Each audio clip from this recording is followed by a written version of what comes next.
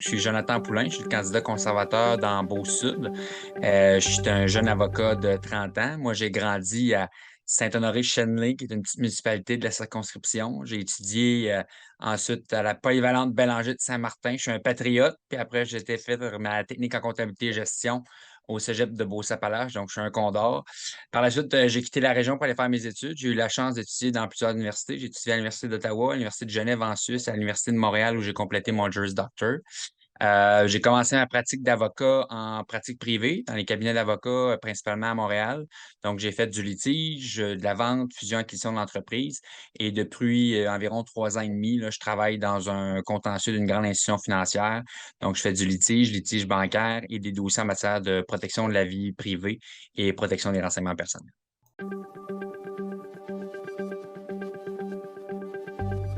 Moi, je faisais plus de politique partisane depuis plusieurs années. Il y a eu deux éléments pour moi qui ont été des éléments déclencheurs. Le premier, ça a été la gestion de la pandémie par le gouvernement du Québec.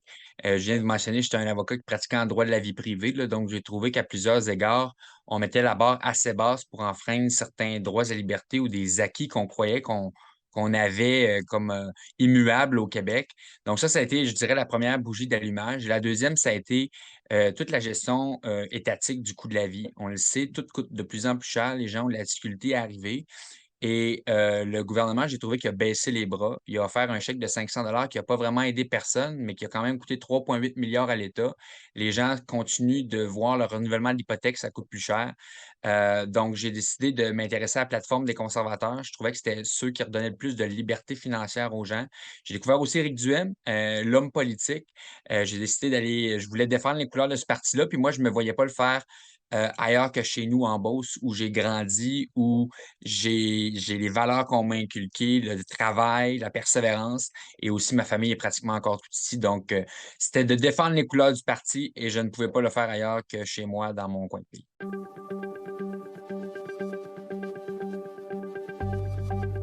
L'enjeu principal ici dans la région, là, honnêtement, c'est la pénurie de la main-d'œuvre.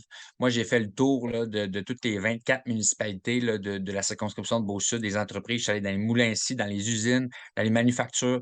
Et si vous pensez qu'il y a beaucoup de pancartes électorales là, dans le comté, là, c'est rien à côté des pancartes, nous embauchons. Les entreprises ont le pied sur le break, littéralement, ils refusent des contrats, ils ont des backlogs incroyables. Il y en a qui ferment des quarts de soir, de fin de semaine. Et ça, là, quand on voit toutes les promesses des partis politiques, ultimement, là, les sources de revenus, c'est l'impôt que les travailleurs paient, puis c'est les taxes sur ce qu'on vend comme produits et services. Donc, les entreprises qui produisent moins, c'est moins d'argent qui revient dans l'économie. Donc, ça, c'est la priorité. Donc, il y a deux volets. Il faut travailler sur les règles fiscales. On a des travailleurs d'expérience qui quittent parce que c'est plus assez payant, parce qu'ils se font couper leur rente ou ils paient trop d'impôts. Donc, il faut changer les règles pour maintenir les travailleurs d'expérience qui veulent continuer de travailler sur le marché du travail.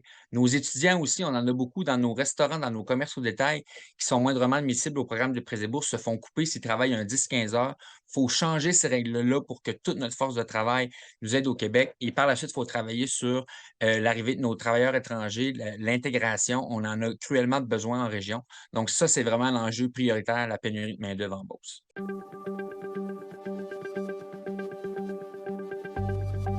Ben, vous savez, dans la région ici, là, ça a été la région qui a voté le plus CAQ au Québec à la dernière élection, là. Moi, je dis à la blague que c'est le Caquistan ici. Il y a 7 circonscriptions et les 7 sont caquistes. On n'a aucun député de la région qui est ministre, qui a été assez bon pour François Legault pour nous représenter autour de la table du Conseil des ministres et représenter nos préoccupations.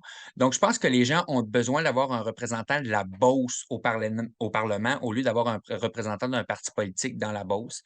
Vous savez, moi, je me suis toujours impliqué. J'ai été président de mon conseil étudiant au primaire, au secondaire, au cégep et à l'université, j'ai été vice-président finance. Donc, j'ai toujours été quelqu'un qui me mobilisait, qui m'impliquait. Et là, je me suis senti interpellé. Je suis pas du genre de personne qui se met juste sur le côté, qui critique, qui chiale. Il faut aussi être constructif. Donc, j'ai décidé de me retrousser les manches et de vouloir porter la voix des Beaucerons et des Beaucerons qui, depuis au moins 2 ans et demi, n'ont pas trouvé écho auprès de leurs représentants de la CAQ dans la région.